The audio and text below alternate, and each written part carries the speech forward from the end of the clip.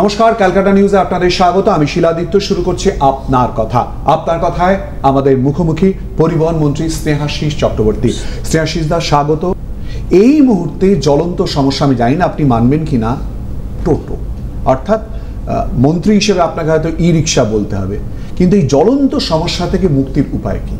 দেখুন, এই জ্বলন্ত সমস্যা মানে লক্ষ লক্ষ বেকার যুবক এই ই রিক্সার আদলে যে টোটো, যেগুলোকে আমরা টোটো বলে থাকি, এগুলো কিনেছে এবং সেগুলো তারা চালিয়ে তাদের জীবন জীবিকা চালাচ্ছে, যেমন তেমনি পাশাপাশি সাধারণ মানুষই এগুলোকে গ্রহণ করেছে।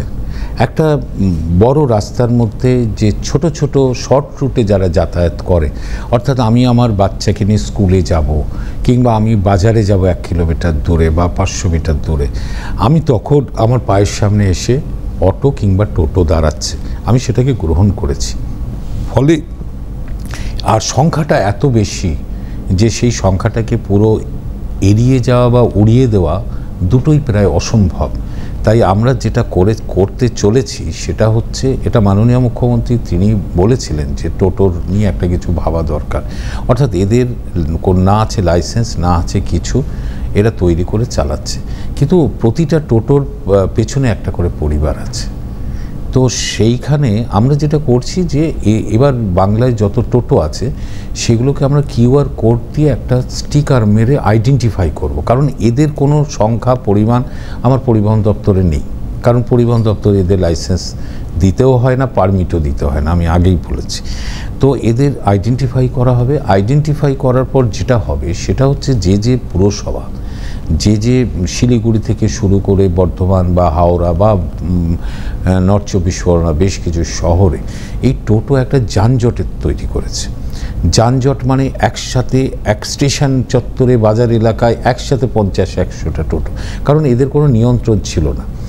এইবার আমরা যেটা করব, এই আইডেন্টিফাই হয়ে গেলে শহর ধরে সেই সংখ্যাটাকে নিয়ে টোটো ইউনিয়ন থাকলে ইউনিয়ন, পুলিশ প্রশাসন এবং লোকাল যে বডি আছে প্রশাসনিক বডি, তাদের নিয়ে বসে এদের একটা ডিসিপ্লিনের মধ্যে নিয়ে আসবো। অর্থাৎ কোন রাস্তায় এরা চলবে, কোন কিউ মেনটেন করে চলবে কিনা, স্টেশন চত্বরে কিভাবে চলবে, একসাথে ঢুকবে না পরপর ঢুকবে। এই সংখ্যা হচ্ছে যে সংখ্যাটা ওই শহরের মধ্যে আছে বা ওই পঞ্চায়েতে আছে। আমরা কিন্তু একজন টোটোওয়ালাকেও জীবিকাচ্যুত করব না, কারণ তার পরিবারটা যাবে কোথায়। কিন্তু আমরা যদি তাদের ডিসিপ্লিন আনি, অর্থাৎ তাদের একটা ডিসিপ্লিন আনলে এই যানজটটা যদি ছাড়িয়ে দিতে পারি, যেখানে যেখানে যানজট তৈরি করছে, তাহলে টোটোর সমস্যার অনেকটাই সমাধান হবে, কারণ মানুষ এটাকে গ্রহণ করেছে। এর জন্য আমি বলেছি যে যত সংখ্যক টোটো আছে তার যদি 50% অল্টারনেটিভ ডেতে চালানো হয়, অর্থাৎ সোমবার চালাবে, ধরে নিন 2000 টোটো আছে, 1000 চালাবে সোমবার, 1000 চালাবে মঙ্গলবার, আবার এই 1000 চালাবে বুধবার, সঙ্গে সঙ্গে চাপটা 50% কমে যাবে। এবং এতে কি তারা যাত্রী হারাবে? আমার উত্তর হচ্ছে না, যাত্রী তারা হারাবে না। কারণ 2000 টোটো যদি 4000 মানুষের পেছনে একদিন ছোটে, দুটো করে অ্যাভারেজ যাত্রী পাবে। কিন্তু 1000 টোটো যদি 4000 লোকের পাশে একই দিনে 4টে যাত্রী পাবে। বরঞ্চ সে যে দিনটায় ফাঁকা হলো, চালালো না, সেই দিনে অল্টারনেটিভ কোনো জীবিকার কাজ করতে পারবে। ফলে আমরা টোটো এভাবে একটা ডিসিপ্লিন নিয়ে আসবো। আরও কিছু আমরা পদ্ধতি বার করেছি, এটা খুব তাড়াতাড়ি হয়ে যাবে। হয়ে গেলে অনেকটা সমাধান হবে আশা করছি। অড ইভেন নাম্বারে অল্টারনেট। আরও একটা গুরুত্বপূর্ণ কথা স্নেহাশিস চক্রবর্তী রাজ্যের পরিবহন মন্ত্রী জানিয়ে দিলেন, প্রস্তাব, আমি ভুল বলছি না তো? না, প্রস্তাব এই মুহূর্তে পরিবহন মন্ত্রী ক্যালকাটা নিউজের স্টুডিওতে আপনার কথায় এসে ইতিমধ্যেই বললেন যে এই মুহূর্তে ভাবনা চিন্তা বা প্রস্তাবের জায়গায় রয়েছে অড ইভেন নাম্বারে অল্টারনেট ডেতে যেখানে যেখানে টোটো চলছে সেই জায়গায় নিয়ন্ত্রণের একটা চেষ্টা করা। আমরা টোটোর কথা বলছি, নিশ্চয়ই এই প্রসঙ্গে আরও অনেক কিছু জানবো, ক্যাবের প্রসঙ্গও জানবো, কিন্তু সাধারণ মানুষ বিভিন্ন জায়গার কি জানাচ্ছেন বা কি বলতে চাইছেন পরিবহন মন্ত্রীকে। প্রথমেই শোনাবো কলকাতার মানুষ, তারা কি চাইছেন, তারা কি বলছেন। কিসের সমস্যা হচ্ছে না সেটা বলুন তো। বাস তো ছাড়ুন, বাস তো পাওয়াই যায় না, দরকার মতো দাঁড়ালে কোনোদিন আপনি বাস পাবেনই না। অটো অ্যাভেলেবেল আছে কলকাতায়, আমি বলবো না নেই। অদ্ভুত রেটস চায়, আর অটো ড্রাইভারদের ব্যবহার সম্পর্কে তো আর কিছু বলারই নেই। ধীরে ধীরে কলকাতা ব্যাঙ্গালোরে পরিণত হচ্ছে। রাস্তায় ট্রাফিক যতটা বেশি আজকের ডেটে, তাতে কিন্তু জ্যামগুলো প্রচণ্ড বেশি যাচ্ছে। তো সেই জিনিসগুলো তো মেনটেন্যান্সে একটু তো দরকার। সংখ্যা গাড়ির একটা লিমিটেড আটকে আছে, যে কারণে লোক হয়তো প্রচুর বেশি আছে, বাট সেই অনুযায়ী গাড়ি পাওয়া যাচ্ছে না, এটা সবার আগে কথা।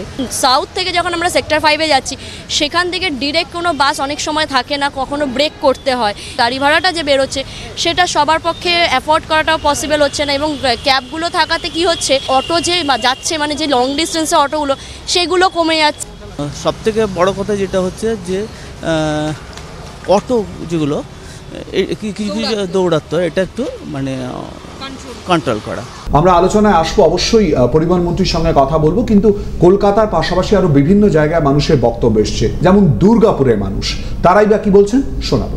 যদি মনে করে যে ভাড়া বৃদ্ধি করে মানুষকে সঠিক পরিষেবাটা দেওয়ার, তো সরকারকে এইদিকে একটু ভাবনা চিন্তা করা উচিত। দুর্গাপুরে নাইট সার্ভিস বাসটা চালু করা বিশেষ দরকার। রাত্রি 8:30 9টার পরে আর বাস পাওয়া যায় না। জেলার পরিবহন অবস্থাটা এখন সত্যি কথায় অনেকটা ঝুলে গেছে। টোটো অটোর দৌড়াতে এত সমস্যা হচ্ছে, সত্যি কথা অ্যাক্সিডেন্টগুলো বা এই হুড়মুড়িয়ে সব চলে আসে। আমি রুট ধরে ধরে যদি বলি, স্নেহাশিস দা আপনি নিশ্চয়ই অ্যাডমিট করবেন, আপনার দফতরও সেখানে রয়েছে, সল্টলেক নিউ টাউন থেকে শুরু করে বিভিন্ন জায়গায় রুটে আপনি জানেন যে সেক্টর 5 এই মুহূর্তে অন্যতম গুরুত্বপূর্ণ হাব চাকরির ক্ষেত্রে। ধর্মতলা অবশ্যই করে রয়েছে, ডালহৌসি চত্বর অবশ্যই করে রয়েছে, কিন্তু এই চত্বর আমরা যদি সেখান থেকে ওয়ে টু এয়ারপোর্ট ধরি আর কি, মানুষের তো যাতায়াতের নাখানি চোখানি অবস্থা হয়ে যাচ্ছে। দেখুন, বিষয়টা আমি আবার বলছি, তার মধ্যে রাস্তার হালও অনেক জায়গাতেই খারাপ। একবার নিশ্চয়ই মনে আছে, একটা প্রশাসনিক বৈঠকে মুখ্যমন্ত্রী আমাকে বলেছিলেন যে তুমি রাস্তায় নেবে দেখো যে মানুষ বাস কোথায় পাচ্ছে না। আমরা মুখ্যমন্ত্রীর নির্দেশ অনুসারে সেক্রেটারি সাহেব বা আধিকারিকদের নিয়ে আমরা কলকাতায় বিভিন্ন জায়গায় ঘুরেছিলাম। ঘুরে আমরা ওই সেক্টর 5-এও গিয়েছিলাম, গিয়ে সেখানে মিশ্র প্রতিক্রিয়া পেয়েছি। আমি যখন বিকেল সন্ধেবেলা গেছি, সেখানে লাইন দিয়ে বাস, সরকারি এবং বেসরকারি বাস, এবং কেউ কেউ বলছে এর থেকে বাস দিলে এখানে যানজটে নড়া যাবে না, চড়া যাবে না। আবার কিছু মানুষ বলছে যে আমি এই নিউ টাউন থেকে সেক্টর 5 থেকে আমার যে জায়গাটা থেকে ওখানে একটা বাস হলে ভালো। বিভিন্ন জন বিভিন্ন রকম করেছে। আমরা সেইগুলোকে নিয়ে আমরা যেটা করেছি যে সরকারি বাসের সংখ্যা মুখ্যমন্ত্রী কলকাতায় 200 সিএনজি বাসকে অনুমোদন দিয়ে দিয়েছেন। আমরা সেই বাসগুলো পুজোর পর থেকে আসতে থাকলে আমরা কলকাতা নিউ টাউন জুড়ে যে গ্যাপগুলো আছে আমরা সেটা পূরণ করতে পারব। এসি বাসের সংখ্যা কি বাড়বে? হ্যাঁ, এসি, তার মধ্যে এসি বাসও থাকবে, সংখ্যা বাড়বে।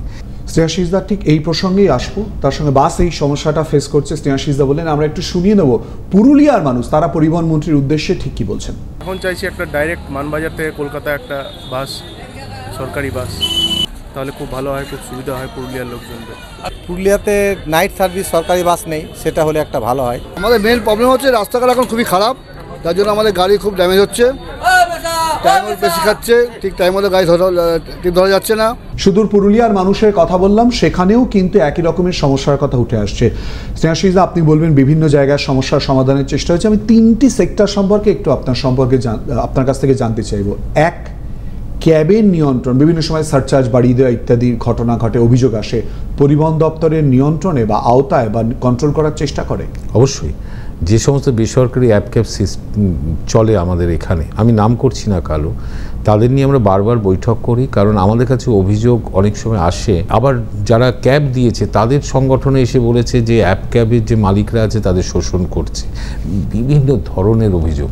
এই জন্য এই ক্যাবগুলো যে প্রাইভেট অ্যাপ ক্যাব সংস্থা আছে তাদের নিয়ে মিটিং করে তাদের যাতে অফিস থাকে এখানে, তাদের যাতে অভিযোগ করার জন্য একটা নির্দিষ্ট বক্স থাকে, জায়গা থাকে মানুষের, এবং সেগুলো আমরা যেমন করেছি এবং কাউকে কাউকে ফাইনও করেছি, যাত্রী সাধারণকে যাতে সার্ভিসটা ঠিকঠাক। আপনি হেল্পলাইনের কথা বললেন স্নেহাশিস দা, 1073-তে ফোন করলে কি মানুষ সাহায্য পায়? হেল্পলাইন নাম্বার বড় বড় করে তো লেখা থাকে। হ্যাঁ, সেটা অনেক আমরা করি, মানে সেটা নিয়েই তো অভিযোগ যখন আসে এদের ধরার চেষ্টা করি, বলার চেষ্টা করি। এই অভিযোগ কি মন্ত্রীর কাছে না হোক, অন্তত দপ্তরের কাছে অবধি পৌঁছয়? দপ্তরের কাছে পৌঁছয়। আমরা যখনই যেগুলো পাই আমরা সেগুলো কেস টু কেস কিন্তু আমরা সেগুলো ব্যবস্থা নিই। তাদের নির্ধারিত নির্দেশ দেওয়ার কাজটা যেমন করছি, পাশাপাশি পশ্চিমবঙ্গ সরকার নিজেই একটি অ্যাপ ক্যাব চালু করেছে, যাত্রী সাথী। আমরা কেন করেছি? কারণ এই বেসরকারি অ্যাপ ক্যাব যে মোট ভাড়ার যে 20% তারা নিত, আমরা সেই 20% নেওয়া কমিশন রাজ্য সরকার নেয় না, প্রফিটও করতে চায় না। আমরা প্রতি রাইড অনুযায়ী একটা অপারেটিং কস্ট, একটা ছোট অপারেটিং কস্ট নিই। এর জন্য যাত্রী সাথী অ্যাপ অনেক জনপ্রিয় হয়েছে, ইতিমধ্যে প্রায় 40-45 হাজার গাড়ি আমাদের সাথে যুক্ত হয়েছে। আমরা অনেকগুলো গুরুত্বপূর্ণ দিক তুলে ধরছেন, আমার প্রশ্ন কার্যত শেষ হচ্ছে না, এখনো প্রশ্ন বাকি রয়েছে। জলপথ থেকে শুরু করে হলুদ ট্যাক্সি, ট্রাম এবং রাজনৈতিক প্রশ্ন তো রয়েছে। জানবো স্নেহাশিসদার সঙ্গে কথা বলে আরও একটা বিরতির পর, সঙ্গে থাকুন।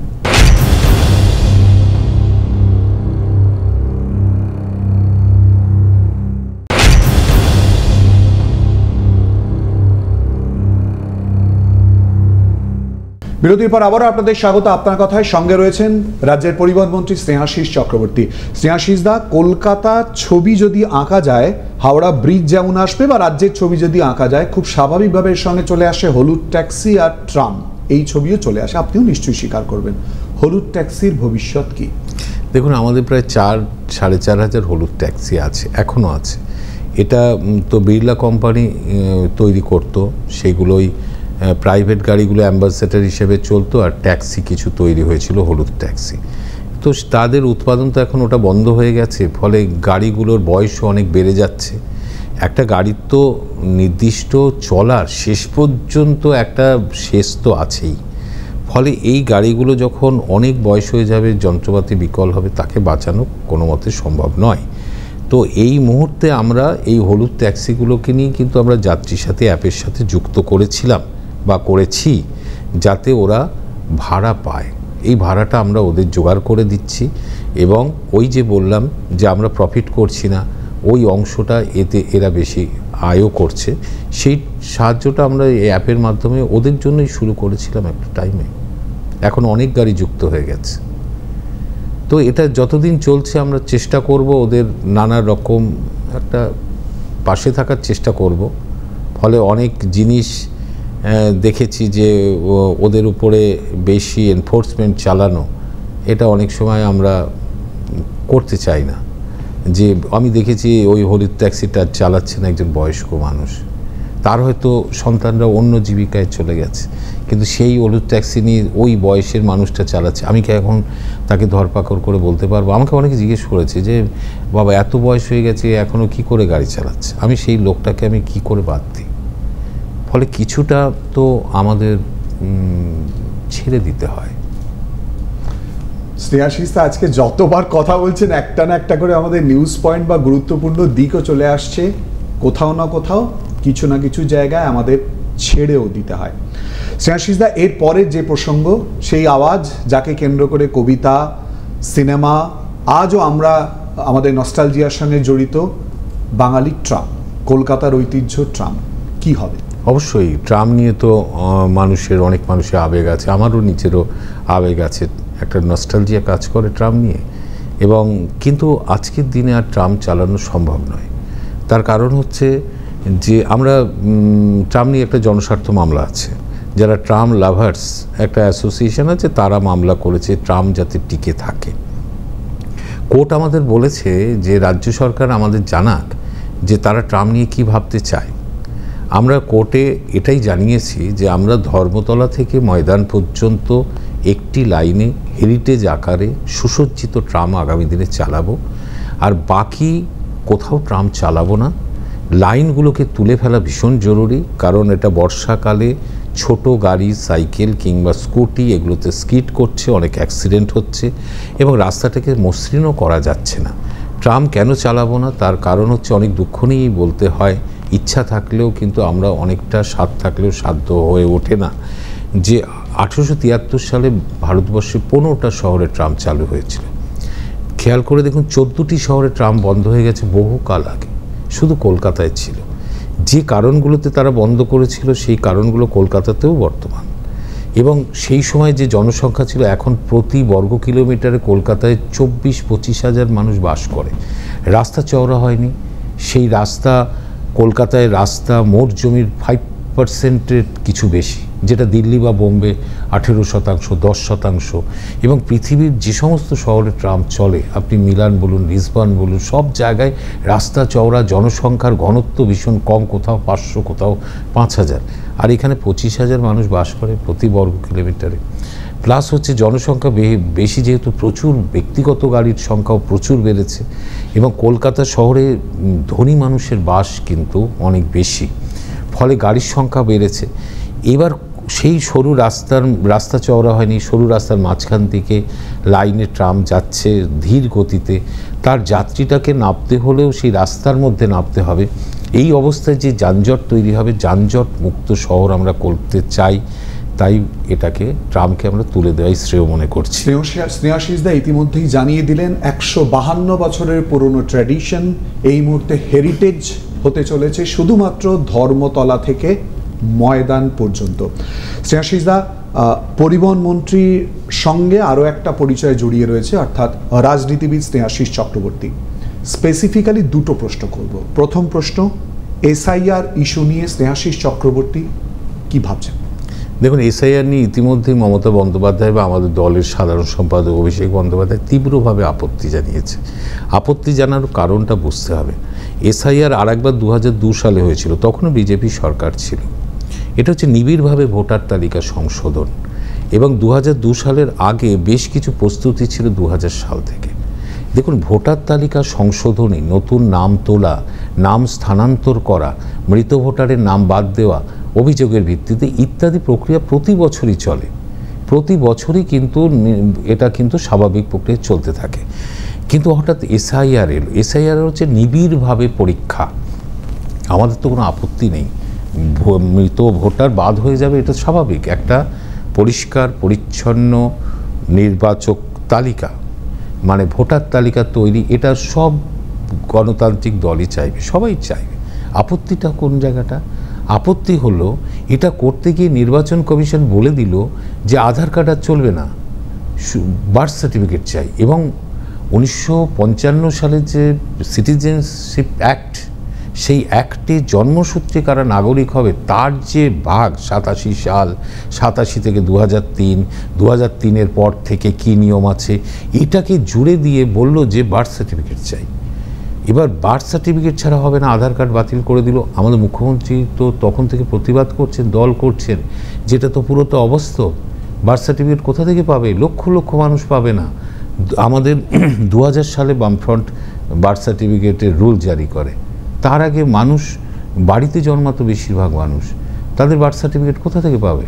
এমনকি আমরা 2010-11-তে যে ক্ষমতায় এলাম, তার আগে পর্যন্ত পশ্চিমবঙ্গে ইনস্টিটিউশনাল ডেলিভারি ছিল 67%। এখন মমতা বন্দ্যোপাধ্যায়ের নেতৃত্বে সেটা 100% আমরা করেছি। 33% মানুষ 11 সাল পর্যন্ত বাড়িতে জন্মাতো, তারা বার্থ সার্টিফিকেট পাবে কোথায়?